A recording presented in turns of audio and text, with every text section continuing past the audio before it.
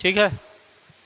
चलिए देखिए, आज हम लोग क्या पढ़ेंगे सेकेंड फिजिक्स में, फिजिक्स पार्ट सेकेंड का लेसन नंबर फर्स्ट।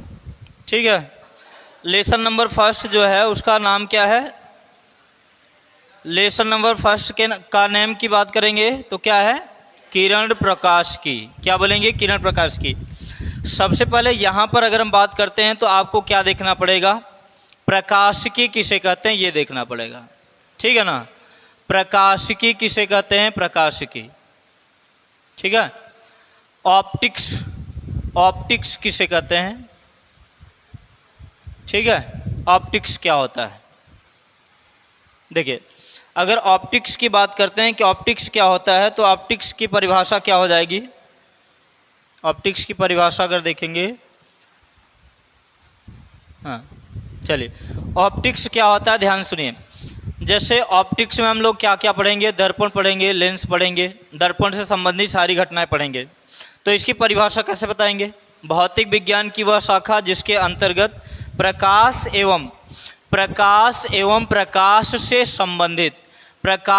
संबंधित उपकरणों का क्या करेंगे? अध्ययन करेंगे। समझ में आया? भौतिक विज्ञान की वह शाखा जिसके अंतर्गत प्रकाश एवं प्रकाश से संबंधित क्या उपकरण, प्रकाश एवं प्रकाश से संबंधित उपकरण का क्या करेंगे? अध्ययन। अब इसमें उपकरण कौन कौन सा आता है? जैसे मान लीजिए लेंस का अध्ययन करना होगा, लेंस का अध्ययन करना होगा, या फिर यहाँ से किसी दर्पण का अध्ययन करेंगे, मिरर का अध्ययन करेंगे। जैसे मान लीजिए माइक्रोस्कोप हो गया, सूक्ष्मदर्शी हो गया, दूरदर्शी हो गया, तो इन सब का अध्ययन करेंगे। ठीक है ना, तो क्या परिभाषा हो जाएगी? भौतिक विज्ञान की वह शाखा जिसके अंतर्गत प्रकाश एवं प्रकाश से संबंधित उपकरण का क्या करेंगे? अध्ययन करेंगे। उसे क्या कहेंगे? प्रकाश की। ठीक है ना, समझ में आया? उसे ऑप्टिक्स कहते हैं। याद हो गया? भौतिक विज्ञान की वह शाखा जिसके अंतर्गत प्रकाश एवं प्रकाश से संबंधित उपकरण का क्या किया जाता है? अध्ययन किया जाता है। अब प्रकाशिकी को हम लोग दो भागों में बांट करके देखेंगे। कितने भागों में बांट करके देखेंगे? ऑप्टिक्स को हम लोग दो भागों में बांट करके पढ़ेंगे। एक होगा आपका रे ऑप्टिक्स यानी किरण प्रकाश की, और एक होगा वेव ऑप्टिक्स। ठीक है ना, वेव ऑप्टिक्स अर्थात हाँ इसे क्या बोलेंगे? तरंग प्रकाश, रे ऑप्टिक्स किरण प्रकाश की, और इसे क्या बोलेंगे? तरंग प्रकाश की। तो प्रकाशिकी को हम दो भागों में बांट करके पढ़ेंगे, एक रे ऑप्टिक्स होगा और दूसरा वेव ऑप्टिक्स। तो पहला जो हम लोग अध्ययन करने वाले हैं वो आपका क्या चलेगा? Ray optics. ठीक है ना, यहाँ पर आप लोग जो अध्ययन करेंगे, यहाँ से आपको क्या देखना है? यहाँ पे रे ऑप्टिक्स। तो यहाँ से हम लोग देखेंगे किरण प्रकाश की। किरण प्रकाशिकी में क्या क्या चीज़ें देखना है? किरण प्रकाशिकी क्या होता है?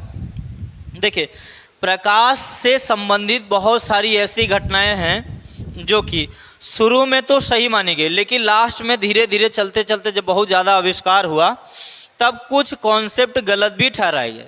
जैसे कुछ लोगों का मानना है कि जो प्रकाश है वो क्या है? तरंग है। अब कुछ लोगों का मानना क्या है? प्रकाश कण है।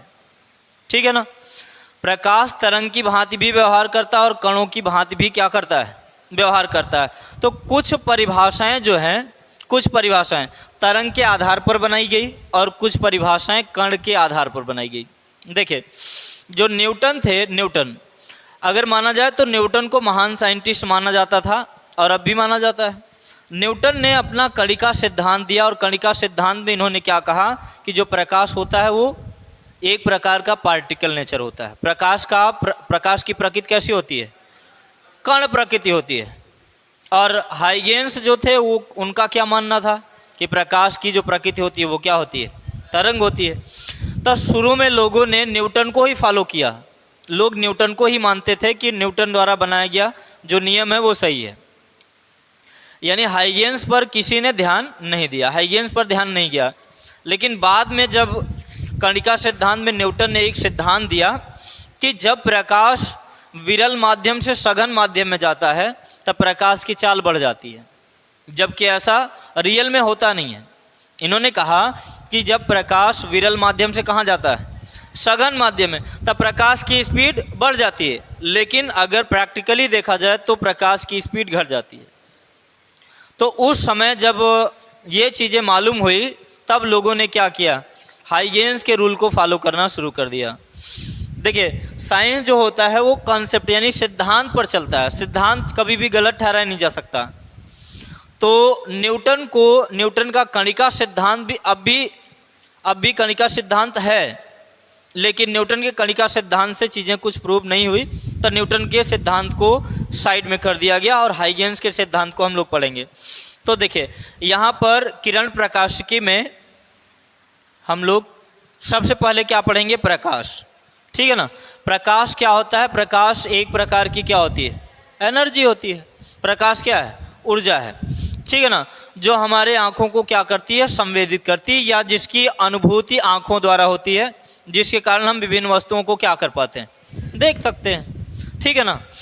और देखिए, अगर बात करें तो प्रकाश जो है ऊर्जा है, और इसमें कौन सी विटामिन मिलता है हमको, विटामिन डी। ठीक है, विटामिन डी की कमी से कौन सा रोग होता है, विटामिन डी की कमी से रोग, रिकेट्स, सूखा रोग जिसे बोलते हैं। अगर विटामिन डी की कमी जिसको हो जाए, आदमी बहुत पतला दुबला हो जाता है। तब किसी पतले दुबले को देख करके ये मत कहना किसकी कमी है विटामिन डी की कमी से बहुत सारे लोग, हालांकि देखिए शरीर में बहुत सारे सेल्स होते हैं, बहुत सारे ऑर्गन्स होते हैं, जो देखिए कुछ आयु में वो इम्प्रूवमेंट करते हैं। तब किसी के ज़्यादा इम्प्रूवमेंट करते हैं, किसी के कम इम्प्रूवमेंट करते हैं, तो उस हिसाब से भी शरीर बढ़ता है। तो देखिए, प्रकाश एक प्रकार की किस तरीके की तरंग है, इलेक्ट्रोमैग्नेटिक वेव होती है। प्रकाश विद्युत चुंबकीय तरंगे होती हैं। समझ में आया, प्रकाश कैसी तरंगे होती हैं, विद्युत चुंबकीय तरंगे होती हैं। और प्रकाश के वेवलेंथ की बात करें, प्रकाश के तरंग दैर्ध्य की बात करें, तो इसका प्रकाश का तरंग दैर्ध्य कितना होता है, 400 नैनोमीटर से 750 नैनोमीटर तक होता है। समझ में आया, यानी प्रकाश का जो वेवलेंथ होता है, यानी उसकी डिस्टेंस जो होती है वो कितनी होती है, 400 से 750 नैनोमीटर। समझ में, इतना होता है। अब देखिए, प्रकाश के गुण क्या क्या हो सकते हैं, प्रकाश की प्रॉपर्टी क्या क्या है। पहली बात, प्रकाश कैसी रेखा में चलता है, सीधी रेखा में। अब हमको कैसे पता चलेगा कि प्रकाश सीधी रेखा में चलता है। देखिए, एग्जाम्पल के तौर पर आप एक डबल कार्डबोर्ड लीजिए, ठीक है ना, कार्डबोर्ड, और यहाँ पर एक पर्दा लगा दीजिए।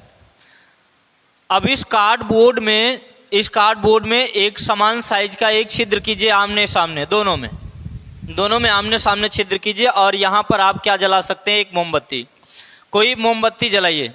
मोमबत्ती जब जलाएंगे तो मोमबत्ती से प्रकाश निकलेगा, क्या निकलेगा, प्रकाश। जब प्रकाश निकलेगा तो इन छिद्र से होकर के इस छिद्र में जाएगा, बताइए जाएगा नहीं जाएगा, यहाँ पर पर्दे पर पड़ेगा। बाकी जो छिद्र से प्रकाश नहीं गुजरेगा, इस पर्दे पर क्या पड़ जाएगी, काली छाया पड़ जाती है। समझ में आया कि नहीं आया।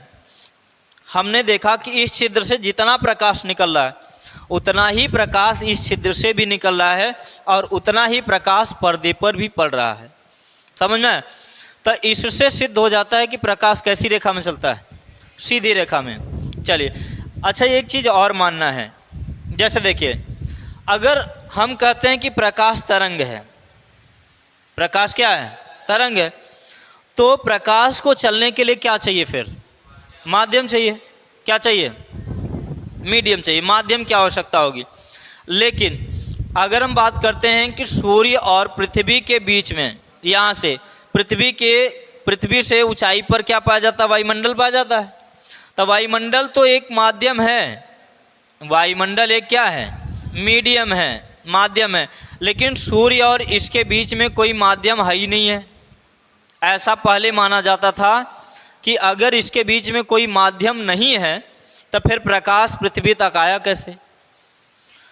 तो यहाँ पर हाइगेंस फिर इस पर एक्सपेरिमेंट करना शुरू कर दिए, और हाइगेंस ने पता लगाया, और इन्होंने बताया, किसने बताया, हाइगेंस। क्या नाम था इनका, हाइगेंस एक वैज्ञानिक थे। इन्होंने पता लगाया और इन्होंने बताया कि यहाँ पर ही नहीं, बल्कि उन्होंने बताया कि ब्रह्मांड में हर जगह एक मीडियम उपस्थित होता है, जिसका नाम है ईथर।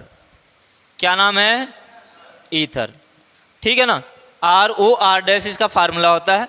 अगर इसे केमिकल फार्मेट में लिखें CH3O CH3 इतना होगा। ठीक है, बात समझ में आई। तो इन्होंने कहा कि यहाँ पर कौन सा माध्यम होता है? ईथर ही माध्यम होता है। कौन सा माध्यम होता है? ईथर। यानी इसके और इसके बीच में जो माध्यम है वो ईथर है। इन्होंने कहा कि ब्रह्मांड में हर जगह ईथर पाया जाता है। क्या पाया जाता है? हर जगह ईथर पाया जाता है। अगर हर जगह ईथर पाया जाता है तो प्रकाश हर जगह चल भी सकता है। तो इन्होंने हाइगेंस के अनुसार प्रकाश क्या है? बोलिए, हाइगेंस के अनुसार प्रकाश क्या है? जबकि न्यूटन के अनुसार कण है। समझ में? हाँ, चलिए यहाँ पर आप देखते हैं, आगे देखिए। अब यहाँ से हम लोग प्रकाश से संबंधित क्या पढ़ेंगे? घटनाएं। प्रकाश से संबंधित क्या पढ़ेंगे? घटना। पहले यहाँ से इसका डायग्राम समझिए। डायग्राम देखिए, सबसे पहले अगर हम बात करते हैं तो ये एक प्रकार से देखा जाए तो ये क्या है? एक तल है। क्या है? तल है। यहाँ से देखिए, इसे बोलेंगे इंसिडेंट रे, मतलब आपतित किरण। जो सूर्य से इस तरफ आ रही हैं उन्हें क्या बोलेंगे? इंसिडेंट रे, आपतित किरण। और यहाँ पर तल से टकरा करके जो किरणें लौट जाएंगी उसे क्या बोलेंगे? रिफ्लेक्टिंग रे, अर्थात परावर्तित किरण। समझ में आया? और यहाँ पर लंबवत पड़ने वाली किरण को क्या बोलेंगे? नॉर्मल। नॉर्मल का मतलब होता है क्या? अभिलंब। जैसे मान लीजिए कोई तल है आपके सामने, जैसे आपने कोई तल लिया है और उस तल पर अगर कोई टार्च से अगर आप प्रकाश डालिए, ऐसे सीधे टार्च से अगर प्रकाश डालेंगे तो जो तल पर प्रकाश पड़ेगा वो सीधे, देखिए यहाँ पर सीधे आप प्रकाश डाल रहे हैं तो यहाँ से प्रकाश आएगा, तल से टकराया और टकराने के बाद फिर से क्या हो जाएगा? उसी माध्यम यानी उसी मार्ग में फिर से वापस लौट जाएगा। समझ में आया? अब यहाँ पर देखिए, अगर कोई किरण इस तरीके से आ रही है, यहाँ पर इस तल से टकराएगी तो इसका रिफ्लेक्शन भी इसी तरीके से होगा।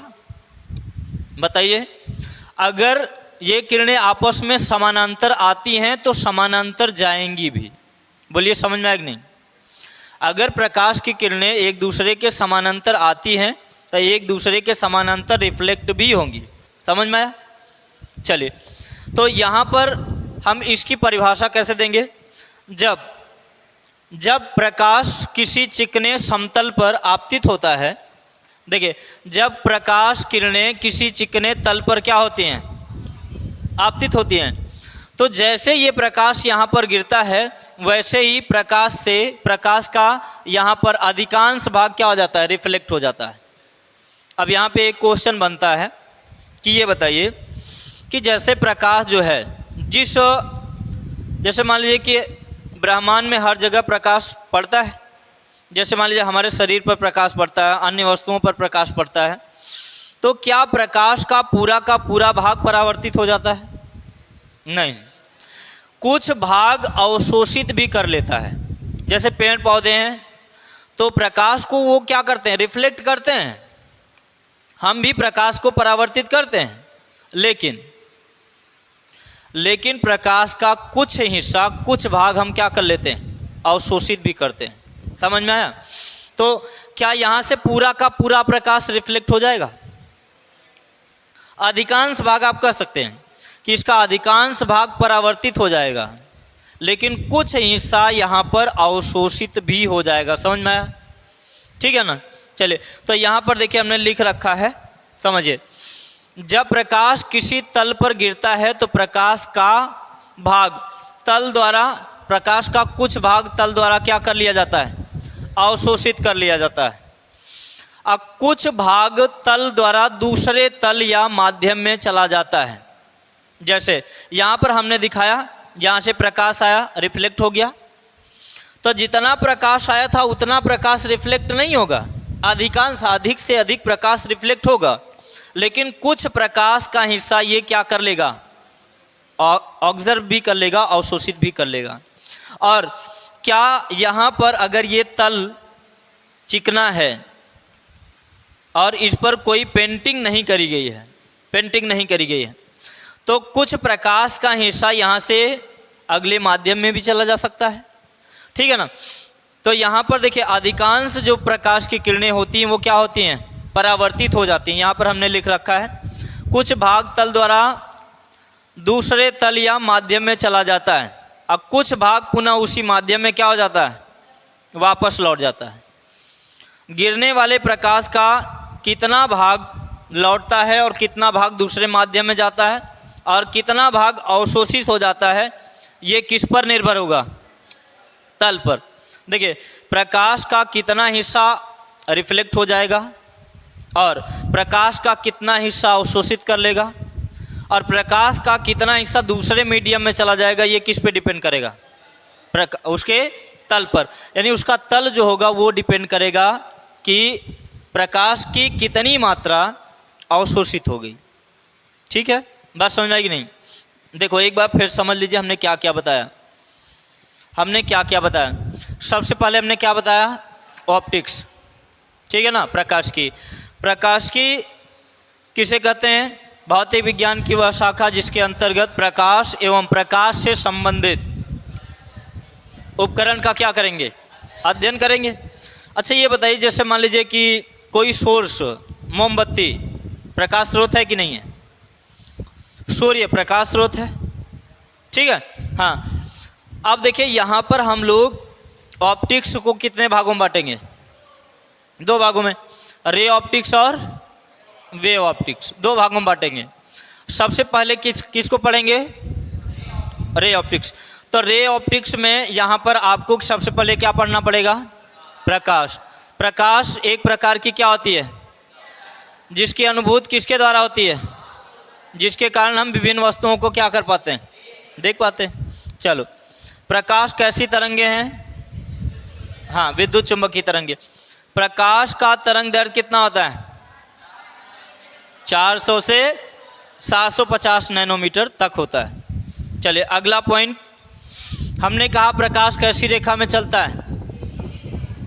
अगर प्रयोग करना होगा तो कितने कार्डबोर्ड लेंगे, 2, और यहाँ पर क्या लगा देंगे, एक पर्दा लगा देंगे।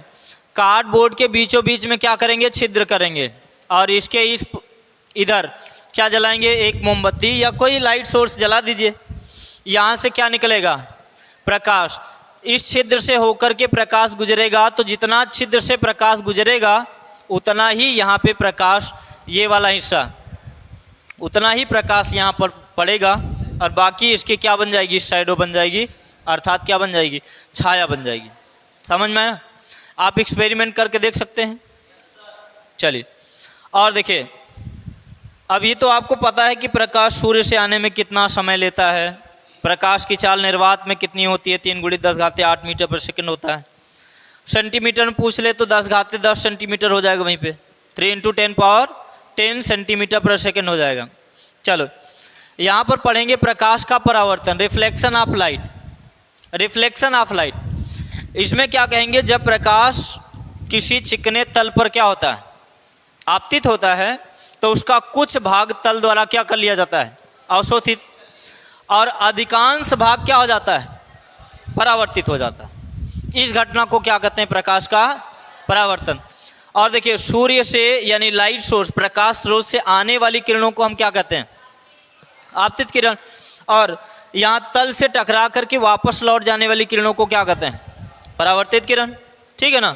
और इस तल पर लंबवत पड़ने वाली किरण को क्या कहेंगे, नॉर्मल, अभिलंब। जैसे टार्च से इस तरीके से एकदम सीधा प्रकाश डाला जाए तो क्या, जिस रास्ते पर आएगा, जिस पथ पर आता है उसी पथ पर वापस भी लौट जाता है। यहाँ पर देखिए चित्र में समझिए, यहाँ पर हमने क्या कहा, ये वाली जो किरणें होंगी उसे क्या कहेंगे, इंसिडेंट, और इसे क्या बोलेंगे, रिफ्लेक्टिंग, और ये क्या होगा, नॉर्मल। ठीक है, समझ में। चलिए इतनी चीज़ें आपको याद रहना चाहिए, ठीक है। तो बाकी कल करेंगे, ठीक, बाकी क्लास कल होगी।